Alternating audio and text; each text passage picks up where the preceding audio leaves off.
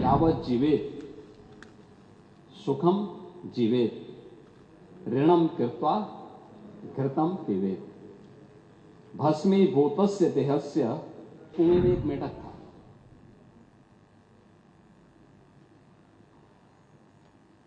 कुएं में पड़ा था, वहीं पैदा हुआ था, उसने दुनिया नहीं देखी थी। तो एक दिन बाहर का एक मेढक दुर्भाग्य से वहां आ गया। मुझे लगता है यही दृष्टि कूप मंडूक वाली आप लोगों की है। लेकिन आप लोग अभी भी अपने परिवार तक सीमित होना चाहते हैं, और इसीलिए मैंने कहा ना, एक परिवार डेवलपमेंट अथॉरिटी का शिकार आप हो चुके हैं।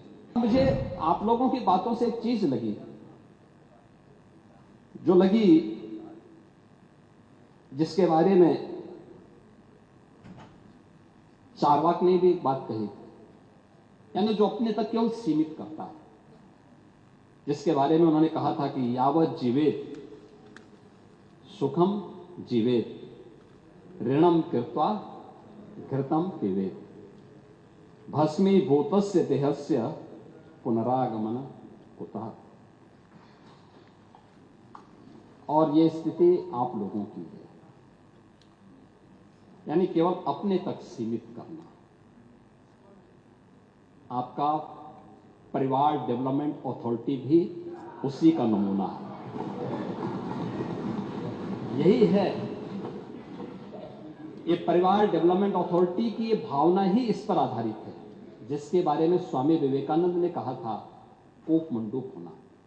उन्होंने अपनी कथाओं में, अपने प्रवचन में एक बात को कहते थे कि एक कुएं में एक मेढक था।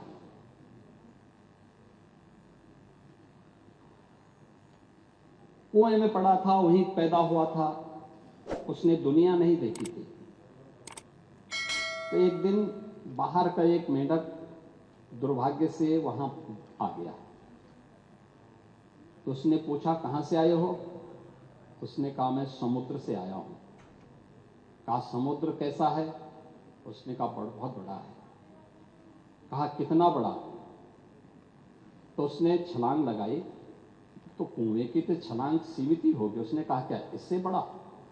उसने कहा, इससे भी बड़ा। उसने एक और छलांग लगाई। कहा, इससे भी बड़ा? कहा, इससे भी बड़ा। कहा, तुम झूठ बोलते हो। और मुझे लगता है यही दृष्टि कूप मंडूक वाली आप लोगों की है। दुनिया आगे बढ़ रही है, एक प्रतिस्पर्धा चल रही है, लेकिन आप लोग अभी भी अपने परिवार तक सीमित होना चाहते हैं। और इसीलिए मैंने कहा ना, एक परिवार डेवलपमेंट अथॉरिटी का शिकार आप हो चुके हैं। प्रदेश को भी आप वहीं ले जाना चाहते हैं। क्या स्थिति थी 2017 के पहले? 2017 के पहले क्या नहीं है उत्तर प्रदेश में? क्या नहीं था? क्या नहीं था उत्तर प्रदेश में? खन्ना जी ने कल प्रातः संकल्प रखा था, तो उस समय उस संकल्प में उन्होंने कुछ बातें कही थी।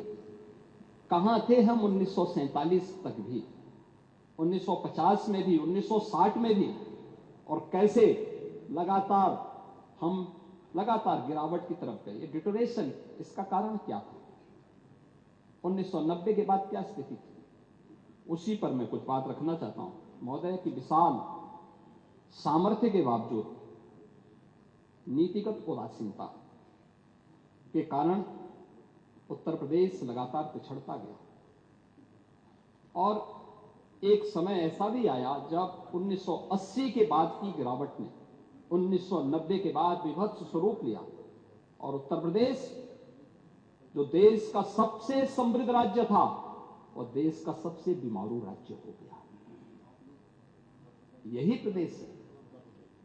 योजनाएं बनती थी, घोषणाएं होती थी, लेकिन उनमें न इच्छा शक्ति थी, न पारदर्शिता थी, न क्रियान्वयन का संकल्प ही था।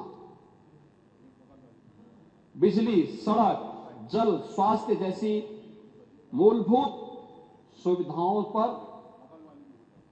सरकार की उदासीनता, युवाओं को रोजगार नहीं, किसानों को राहत नहीं, और निवेशकों को भरोसा नहीं। अपराध और अराजकता का बोलबाला था। प्लान की पीड़ा, गरीबी और इलाज के अभाव में दम तोड़ते बच्चे, क्या ये सच नहीं? इंसेफ्लाइटिस से जो मौतें होती थी, डेंगू से जो मौतें होती थी, विभिन्न गंभीर बीमारियों से जो मौतें होती थी, ये सब क्या? सरकारी नौकरियों में भ्रष्टाचार, सरकारी योजनाओं में भेदभाव, भाई भतीजावाद कल्चर यहां हावी हो चुका था। और महोदय 2017 के बाद डबल इंजन की सरकार में कानून का राज स्थापित, अपराध और अपराधी के प्रति जीरो टॉलरेंस,